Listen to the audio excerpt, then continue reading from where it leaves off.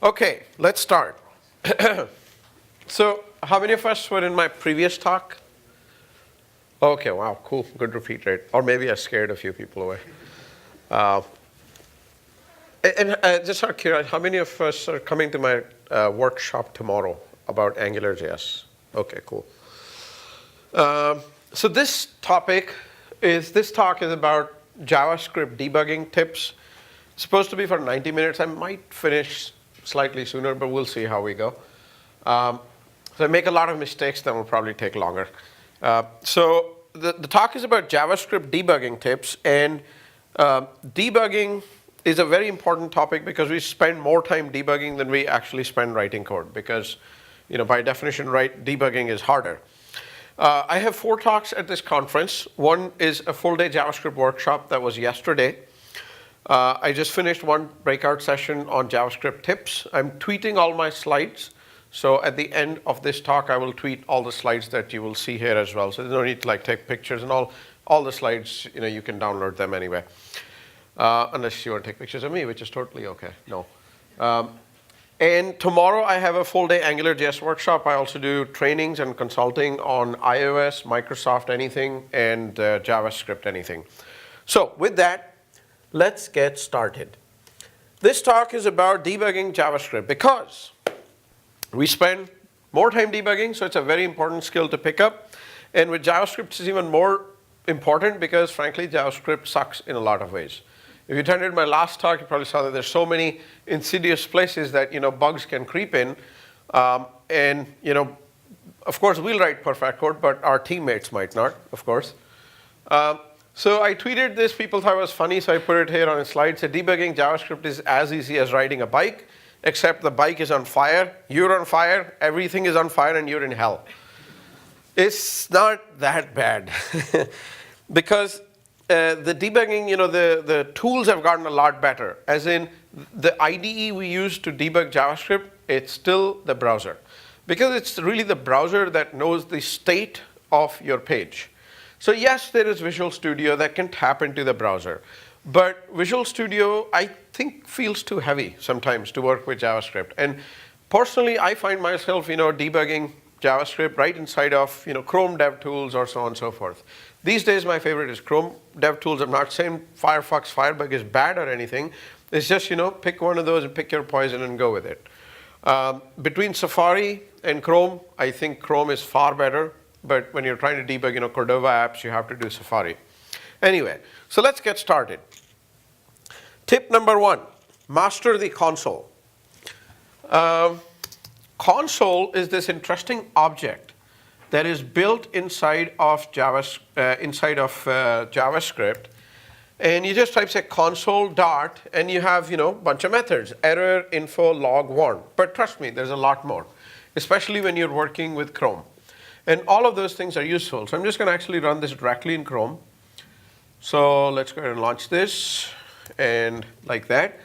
The idea of console is that whenever I do console.log and I say this is some text, it will go ahead and log out that text. Right? And it is much better than alerts for debugging because alerts can screw up your event chain. Right? Because alerts take away the focus, and when you click on that, you've effectively completely messed up the event bubbling chain. So console.log is a better way of doing this. Typically what I do is that you would pass in like a query string parameter to, like error level 0, 1, 2, 3 at 0, don't log anything, 1 a little bit more, and so on and so forth. But console.log is actually quite powerful that I can create a new object like this, right? I can say o.firstname is equal to Sahil, o.email address is equal to Sahil Malik at winsmarts.com, and then I can say console.log, and I can pass in the object that I just created, and it'll actually give me an object that looks like an object. Now, if I had more properties here, it'll also show it as collapse, expand. Older versions of Internet Explorer just write object, object. Newer versions of Internet Explorer do write the full object. So this way I can, trace out the entire object. And that's pretty cool. But it goes more than that. Like what I can do with console.log is that I can write %c and I can say this is a rather important message. And at the end, I can say %d number like this. And at the end here, I can specify a number 10, but this %c is really interesting because here I can specify CSS like this. Oh, that didn't work. It's supposed to work, but anyway, I might have made a mistake. But theoretically, what you're supposed to see there is that, let's see, maybe I made a mistake. Sorry, where? Ah, I'm a total idiot, you're right. Color, enter, yes. So this way I can make the messages that I'm interested in, I can make those messages stick out. And actually, I think every browser should do this, but if you say go to Facebook and you open the dev tools inside of Facebook, they show you like a big red sign that says stop. If some friend sent you a Facebook trick, don't do it here. This tool is for developers only. So your site, if it cares about XSRF, maybe you want to put such a message over there. Because there's a trick going around Facebook, hit F12, write this funny text, and you'll see some funny status appear on Facebook. But in reality, they stole your identity, right? So that's right. So that is mastering the console. There's a lot more to mastering the console. For instance, there is another interesting method called console.count. And here I can pass in some label, which is a string that is not supposed to change. And every time I call some label, it'll count the number of invocations of some label. So this way I can very easily count how many times any particular label was called or tripped over however many times. So that is console.count. Another really interesting usage of console is console.group. Right? But before I get to that, let me show you another interesting example. So in the same page, I'm going to go to a more real page that has some content on it. Like let's go to The Verge. So The Verge is pretty cool because it's got a lot of images, etc. They have JavaScript errors. I wonder why. They should end this class, but okay. So I want to be able to see how many times has the image element appeared inside of here, right? And I can easily do that using $x. $x is a function that accepts XPath, and it can start at a given start node, but I'm just going to omit that because that's optional. So I'm going to go ahead and say, find me all image tags inside of here. And there's a lot of image tags here inside here apparently, right? Well, there's 3, but that's enough for my example. And this is cool. It returns me an array, and that is useful, but then I have to look through each one of these. But let's say if I was trying to create, this like a list of all the images as text, if I want to filter that out. So I could do something like this, console.table x.image, and then I can say show me the source element, and this can be comma separated list of more than one. And right here I was able to format that information like a table, and I can sort this and so on and so forth. Right? So they probably don't have a lot of image tags, but 4 is enough to get us started. And this is cool, so I'm going to save this command. That's useful. But another really useful command that I can use is console.group. Console.group is, so you see that there are 3 examples here, console.group, group collapsed, and group end. What this allows me to do is that it allows me to write console.log messages, but it also allows me to collapse them as necessary. So I can say console.log, this was the first message, console.log, actually let me write this in Notepad. So I'm going to say console.log, this was the first message, console.log, this is the second message, and then I want to write out all the images, and that's going to be a lot of text. So I say console.group, start of the group, and here I'm going to say console.table, console.group end, and like that. And let's go ahead and run this whole thing. So if I run the whole thing, number 4 here, I have a bug here. Right. Let's try one more time. And here it says start of group, and I can collapse it, get it out of my way.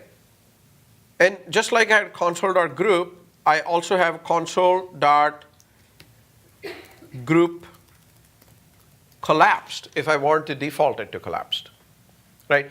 So again, just a helpful tip, like you can include it in your frameworks where you're logging out a lot of messages. If I want to group the messages from this method separately, and you have the ability to do that.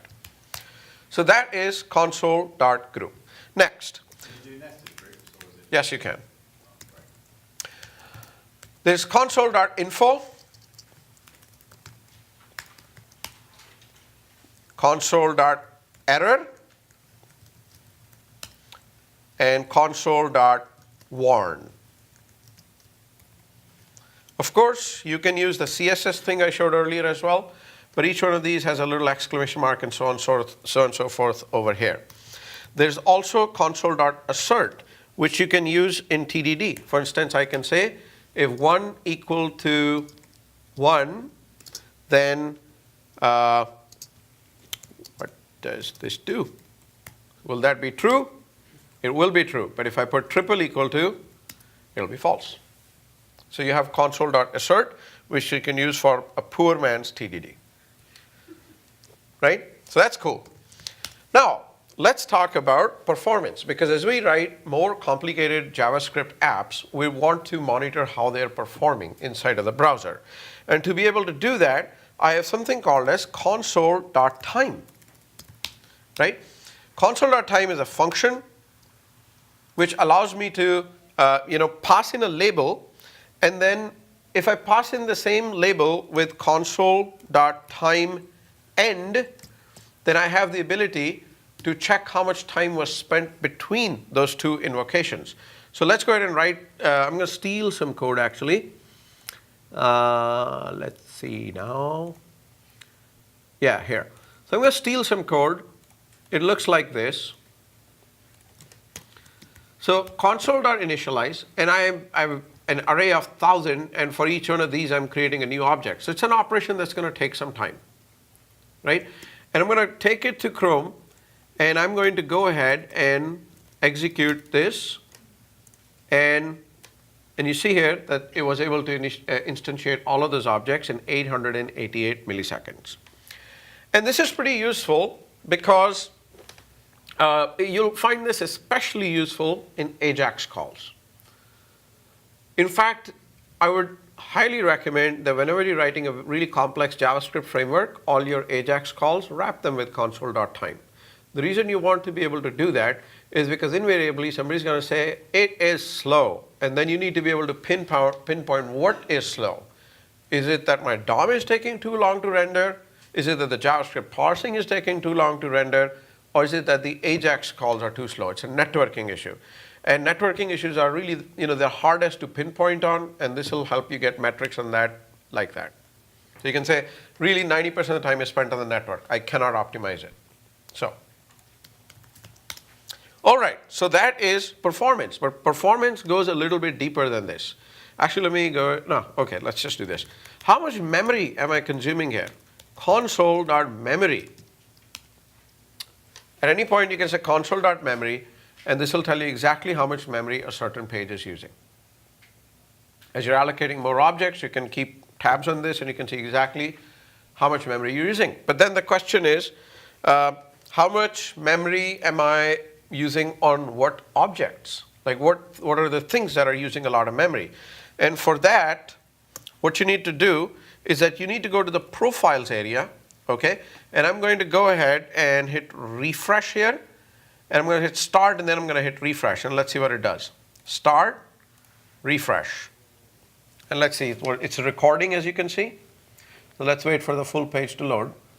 And once it is loaded, I'm going to go ahead and stop. And it collects the whole profile. It's sorted by heavy to top right here. And I can click on each one of these, and I can figure out exactly what took how long, which is taking how much memory, and so on and so forth. right there. Now this is a JavaScript CPU profile, so I'm measuring time. But if you saw here in profiles, I can also take a heap snapshot. So let's try and do that. Oh, I should have hit record first. Let's try that one more time. Yeah, so I'm going to take a heap snapshot, take snapshot. That is taking it right now. And this is telling me exactly which objects have been created. So it's telling objects count, shallow size, retained size. So that's the biggest one over here is compiled code. Then there's an array, and there are hidden properties. I can keep diving into that. And, bang, bang, bang. That tells me exactly what's taking how much memory. If you have a memory leak, you can find it like this. Right? There's also the concept of, this profiling. And I am doing this profiling manually. As in, I come in here and I, say, go ahead, take a snapshot. You can also initiate this through code using console.profile and console.profileEnd. So you can collect these profiles programmatically also. So that is console.memory, console.profile, and console.profileEnd. Okay. So, interesting so far? Anybody saw anything new, useful? Okay. Yes. Okay. So let's continue. And let's go to a different page. Or actually, this is fine. So, for instance, like if I scroll down here, there's a lot of interesting news here. But let's say if I'm the developer of this website, and I want to be able to see, let me think of a better example. Let me actually go to my Facebook profile. Right. So once this loads up, right, and if you see here, let me maximize this. If I hover over this, for instance, there is a right gear over here. And anytime I go away from here, that guide disappears. And I want to be able to tap into that. Well, let's assume that this was, like you'll see a lot of examples like this menu. And if I want to tap into this, and by the time I'm done with it, the menu disappears, let's say. And I want to be able to quickly zoom into exactly, what is this gear icon and what is it doing? Like what piece of HTML represents it? I can say right click, inspect element. And right there, it points me to the href that was that gear icon. So right inside of DOM, I can select that element easily. This works in most modern browsers. By the way, that console thing I was talking about earlier is this. Right? So this is a good idea. You should put this in your applications. But anyway, let's come back to elements. The element was selected over here. So this is the element that is selected as of now. I can go to console. And there is a shorthand called $0. $0 immediately points me to the element that is selected. Okay, that's pretty useful. But then I say, given that I have the attention span of a squirrel, I'm going to go ahead and right click on that. That's Flash, never mind. Let's right click on something real. Right, so I select this and then say, well, what was the last element I had selected? Because $0 now has changed, right? $0 is now pointing to the new element. So how do I get to the last element? $1. How about the one before that? $2. How about the one even before that? $3. Yes. And how about the one even before that? No. It stops at 3. So it's $0, $1, $2, $3, and then you're out of luck. But anyway, so another cool related thing to this is that I have selected this element here, right? And frequently this is another common thing we run into. Let me make this a little bit bigger. So this is another common thing that we run into is that I want to be able to find out what happens when I click on this event, okay, or on that link. Because somebody has bound using JavaScript, they bound an event handler to it. And it is so dynamic that I can't figure out that there is no on-click HTML I see there. So I don't know what's going on when somebody hits click on it. And if I edit the HTML, I add on-click, I break that logic. I want to see what element handler, or rather, if anything's even hooked onto it, or what element handlers are being hooked onto. So I can go with this element selected. I can go over here to event listeners. And this tells me exactly what has been connected to it. So apparently Facebook is making use of touch start, which is cool. So the UI is touch friendly. They've given some attention to that. But I can go to say click, and it tells me exactly what has been hooked on to click. And there's a right-click hook.js. That's interesting. So I can click on that. So they've tapped into right-click hook, but here is the function. Right-click item is equal to null. So they're preventing you from doing right-click hacks. And then here I can go ahead and set a breakpoint. And then next time I do a right-click, that guy will get hit. It's an easy way for me to tap into these events. I can go into this sources area and start looking at the JavaScripts inside of here. Like there's ng inspector. Hey, look, they're using AngularJS. Nice, good for them. And then I can go down here and look for some bad JavaScript like that. Well, even that is not minimized. Well, I have some minimized JavaScript on my site. So let me go ahead and look for jQuery right there. And I want to understand what this is doing, right? Yeah, that line looks wrong. Well, I really don't know. But what I can do here is I can click this button here. It's called Pretty Print. I can click on that, and it expands it out and makes it a little bit better than what it was. Now, the variable names are still minimized, okay? And there's nothing I can do about that. But still, it is better than trying to debug what I had. Another really cool thing you can do here is when you are debugging this code, you have the ability to right-click on this, and you can say Add Folder to Workspace. So imagine that you're developing a website, and the JavaScript is open in like Notepad or brackets or something like that on the side, and some of the files that you're editing are on the server, some of them are on your local machine, and you want to get some functionality working, or try something out without affecting the server for now. So you have the ability to add local files inside of here, and when you hit Control-S save on that local file, it will immediately reflect inside of here and make it part of the DOM, and that way you can debug code that's on the server that you have no control on. So that's another really cool trick that we can use. Okay, next there is this tab here called Auditing. And auditing is very, very useful. So what I'm actually going to do, and I've not done this before, this is not rehearsed. What I'm going to do is that I'm going to go to the DevWeek site. And I'm going to see what are the possible ways that DevWeek could improve their site. Just go to Audits, and I'm going to go ahead and say Audit Present State or Reload Page. I'm just going to go with Present State. I'm going to say Run. And it went ahead and analyzed the entire page, and it said you should leverage browser caching. The following resources are missing a cache expiration. So every time these hits F5, these images are getting downloaded always, right? So that's a possible improvement we could make. Leverage proxy caching, minimize cookie size, parallelize downloads, etc., etc., etc., right? So you can go to any page, run optimize on it, and it'll tell you exactly what needs to be done. So that is called as auditing. And when you do this, it collects these multiple audit profiles, and you can compare them as you make improvements. So that is auditing. The next thing I will talk about is the network tab. This is the network tab. So look, apparently they are using ng inspector too. Good for them. But over here, as you see here in the network tab, this is showing me all the network requests that were made to run this page. This is, think of it like Fiddler, but built into the browser.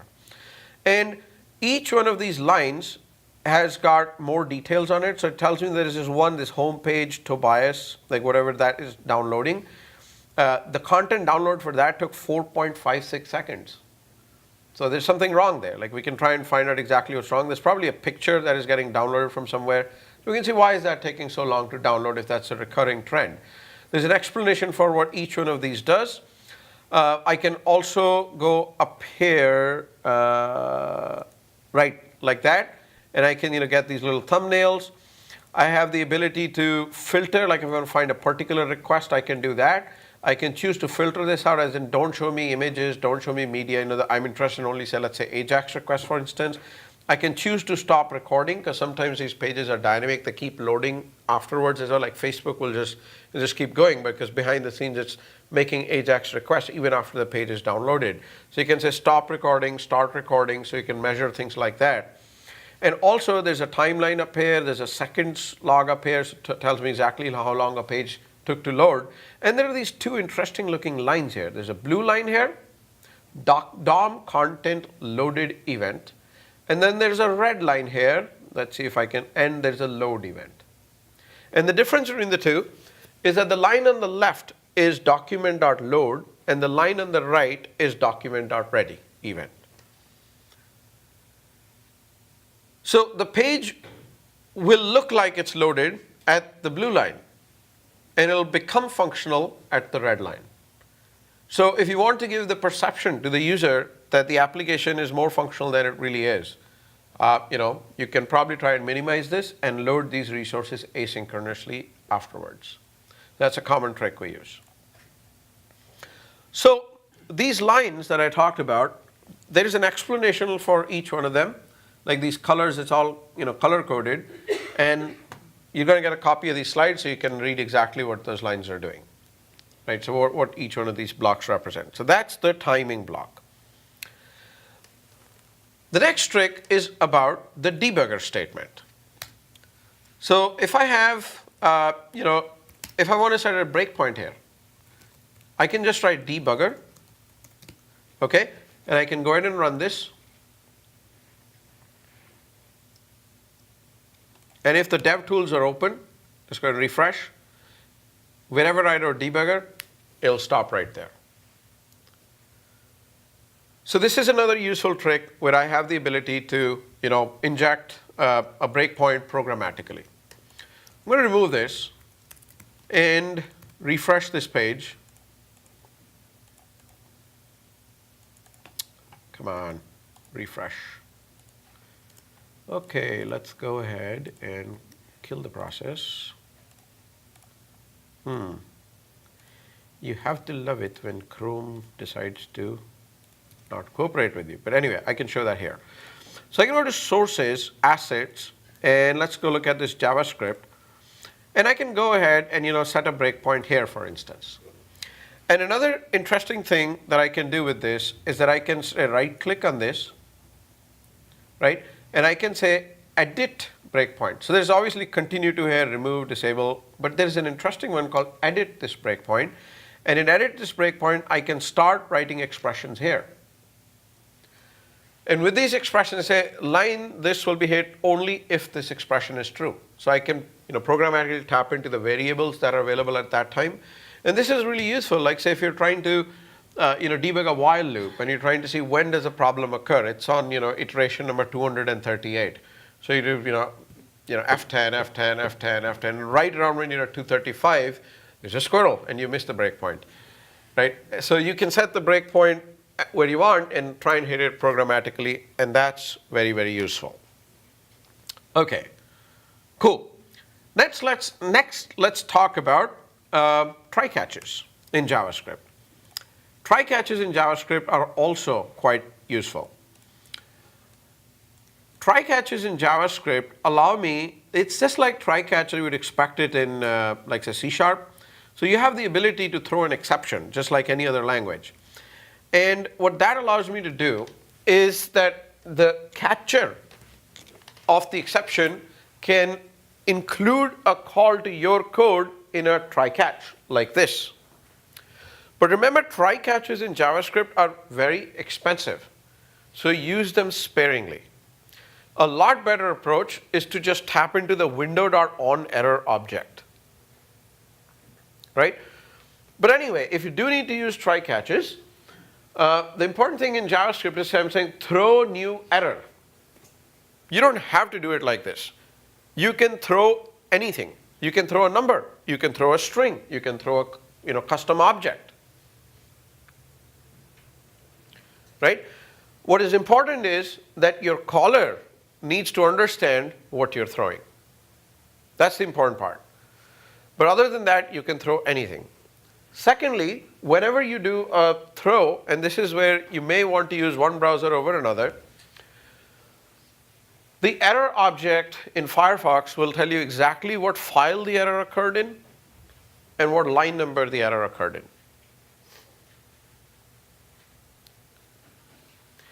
And newer browsers also have a property called error stack.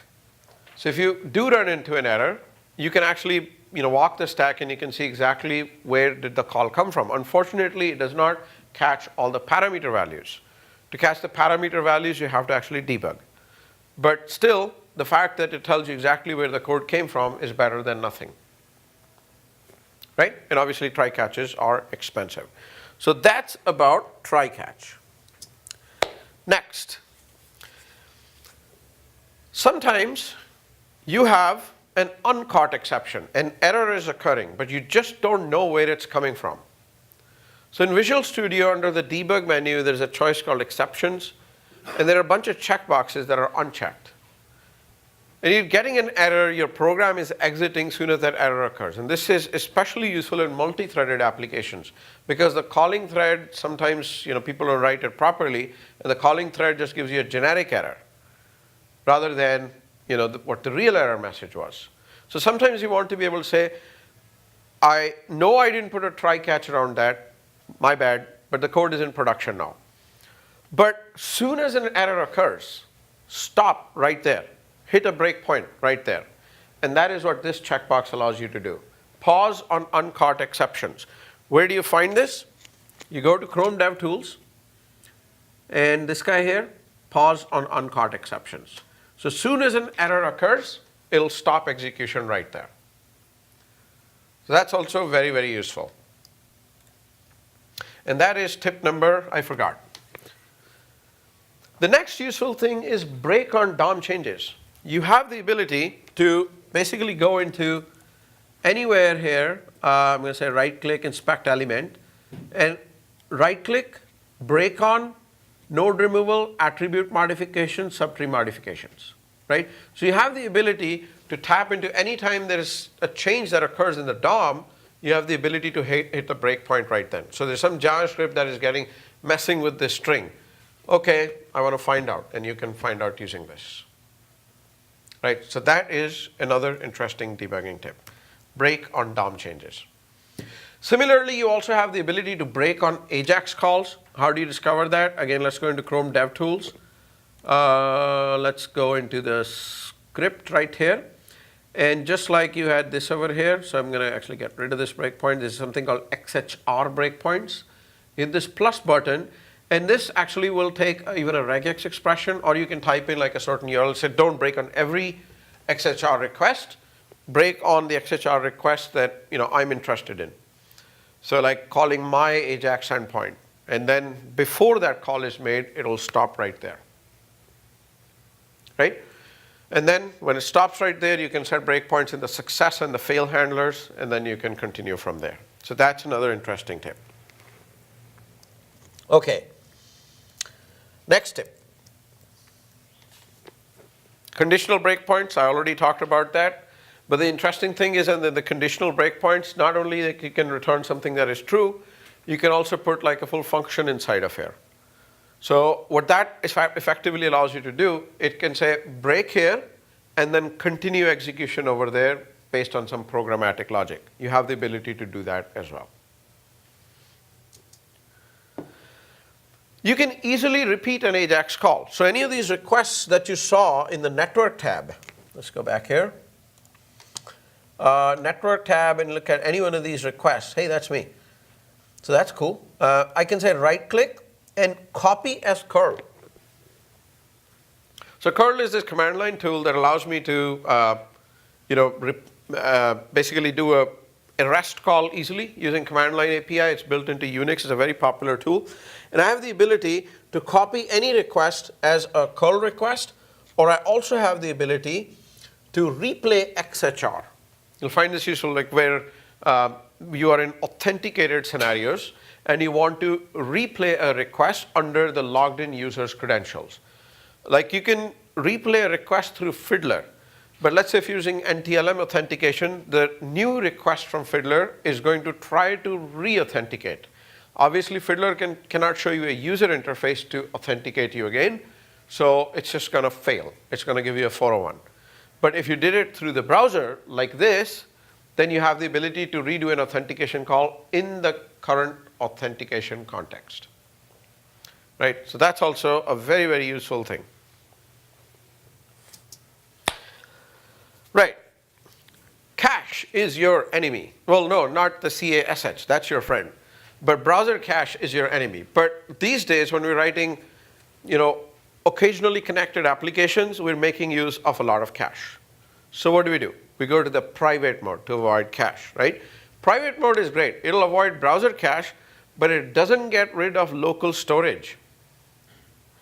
So here's another interesting tip. With the dev tools open, like that, just a second. With the dev tools open, what you can do is that you hold the control key down and then you hit this button. And then you see this menu that allows you to empty cache and do a hard reload. In HTML5, there is a standard called the manifest.xml where you can say that if I am offline, load pages from cache. And that is unbelievably hard to debug. Because anytime you hit F5, you don't know if the pages are coming from cache or if they're coming from the server. It is unbelievably hard to debug that. But this will help you get around that problem. So that's a hard reload. That's very, very useful as well. And this is another issue, like how many times have you run into this scenario that you're debugging and you're like my function, then jQuery, then my function, and then jQuery, and then my function. As I'm debugging, before I know it, I've gone into jQuery. And I'm debugging minified code, which I don't understand, waiting to get back into my code. I don't know how long it'll take, so I keep patiently hitting F10. When it gets back to my code, I miss it, right? So there is a way to black box libraries in which we can say these libraries never go into them from a debugging point of view. Don't debug through them. Like in .NET we have the debugger step through attribute, something like that. The way we do that is first you go to Chrome://flags. So let's do that. Chrome://flags. And then you search for developer. And it says enable developer tool experiments and enable it. I've already enabled it, so I won't do it again. But once you've enabled it, then you restart Chrome. Then you go to any one of your favorite sites. You open the DevTools again. And then you click on this gear, that is the settings icon. Can I make this any bigger? No. And then you go down here, manage framework black boxing. And you click on that, and here now I have the ability to black box or disable the debugging of any of libraries based on whatever pattern match. And that's another cool way for me to be able to, not have to debug into libraries that I don't understand anyway.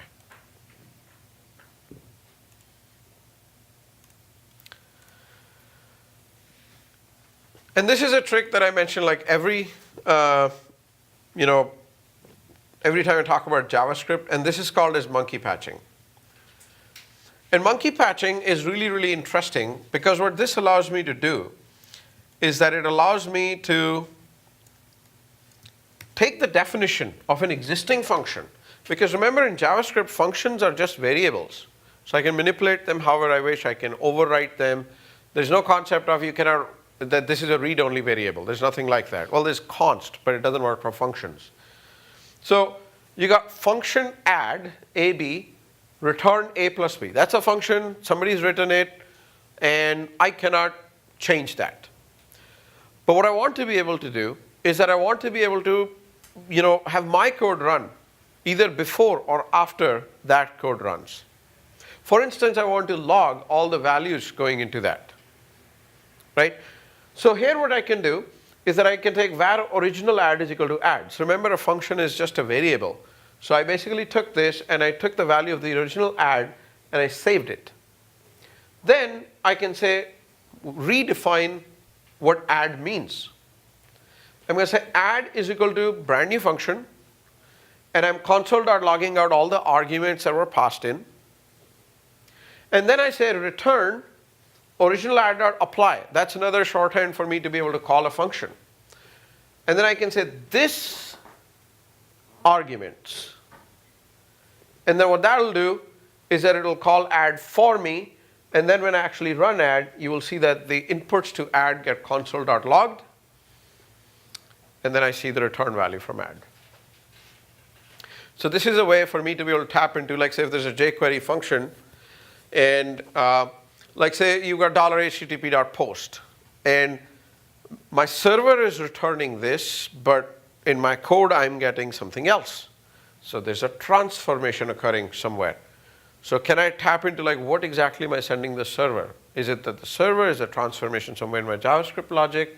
And then I can tap into that, look at exactly what the request was, replay it from somewhere else, and then I'll be able to see exactly what kind of request was sent and log it out and so on and so forth. So this technique is called as monkey patching. Okay.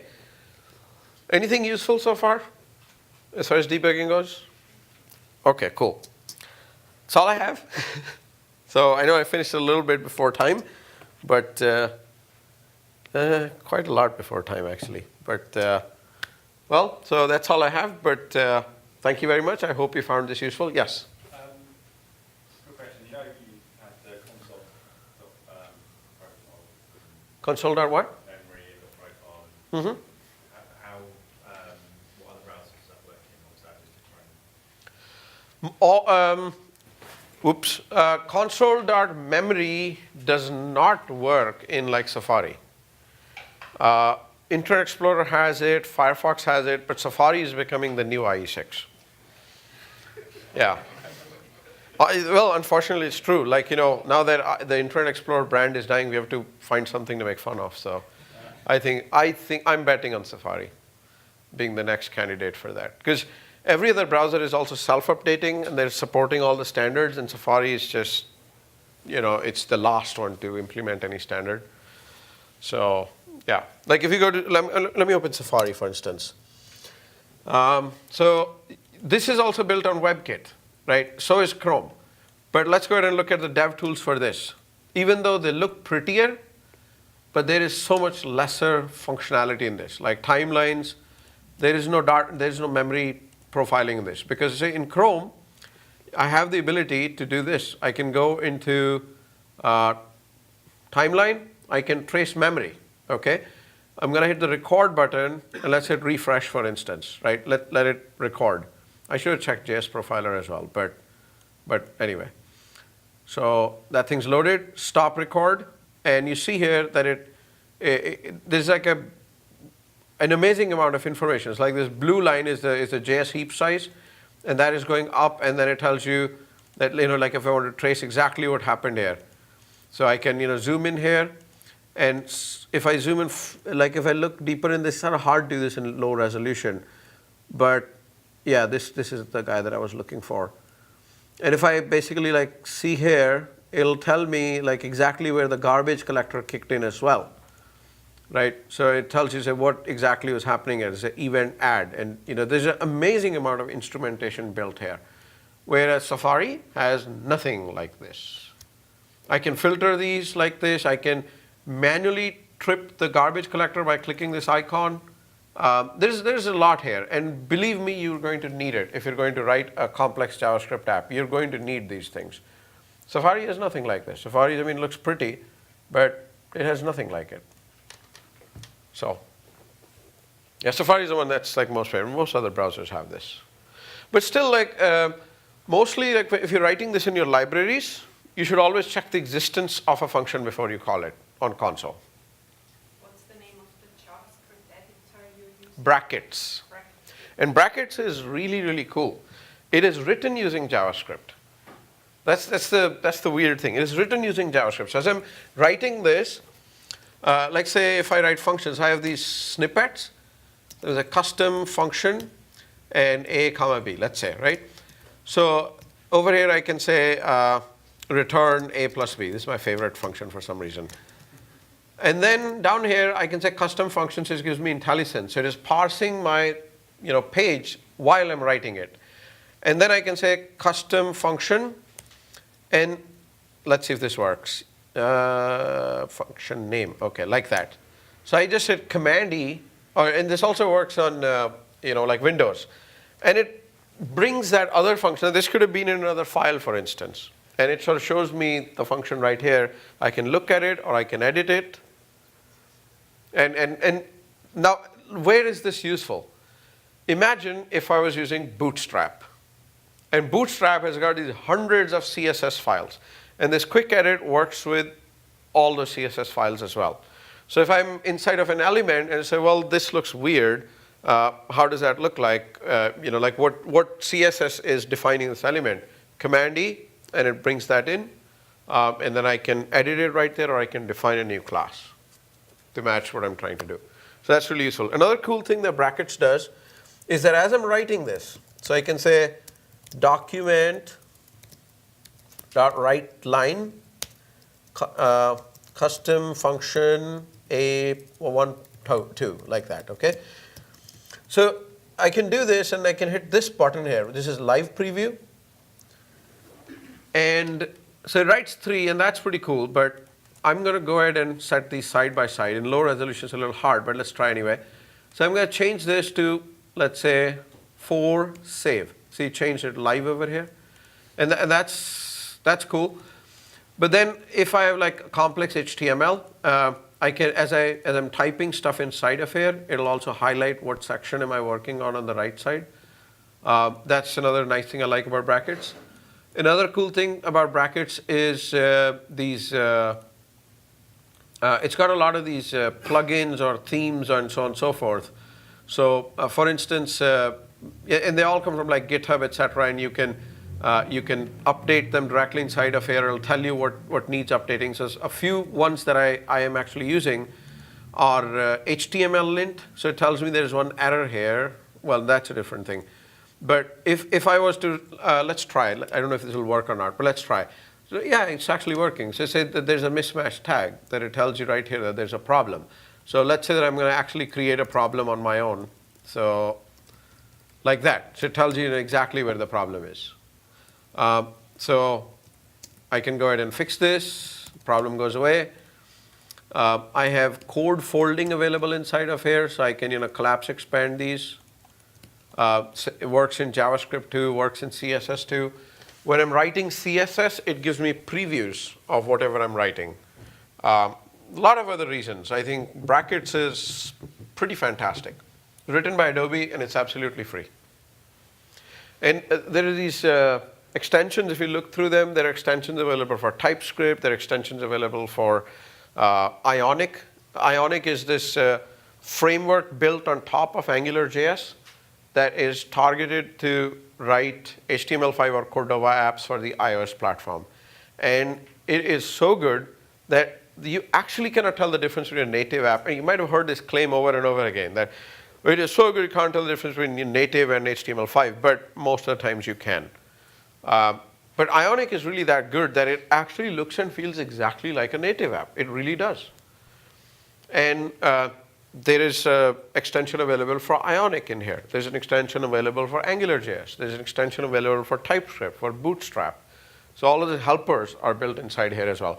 Plus, this supports like every single language you care about.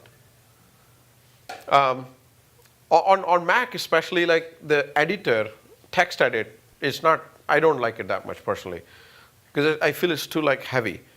So there's another free one called Notepad, but it doesn't give you syntax highlighting. So anytime I want to open code, I would open it in brackets. It automatically, makes it syntax highlightable, collapse, expand, and all of that. So it's a pretty good editor, and for free, it's pretty good. Brackets.io, that's the site you can download it from. So, yeah, it's a good editor. I like it. Any other questions? Cool. So who's coming to my Angular? Yes. Do you have any debugging tips for specific frameworks like Angular or Knockout? All of these tips apply. Angular, unfortunately, it's really up to your JavaScript tips, really. There is a little extension I use for Chrome. It's not very useful, but it's better than not having anything.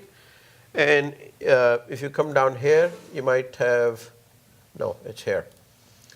Here, this guy here. So if I click on that here, it tells you that if it was using AngularJS, and it'll tell you like what attributes are being used, how many times something was called. So it gives you some insight.